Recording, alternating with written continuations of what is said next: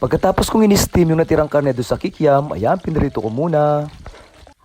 Nagsote na ako ng bawang at sibuyas, tapos nilagay ko na yung ating pineapple. Isote na rin natin yung ating bell pepper. Sunod na natin ilalagay yung ating pinritong kikiam mixture.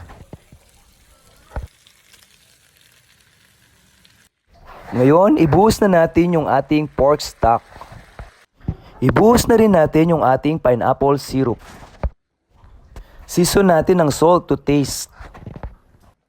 Sprinkle din natin ng konting seasoning, yan optional lang, tapos lagyan natin ng crushed black pepper. Lagyan natin ng konting soy sauce para pambalance. Ibuhos na natin yung ating slurry, ayan para sa ating pampalapot. Simmer lang natin ng 5 to 10 minutes para maluto yung ating cornstarch.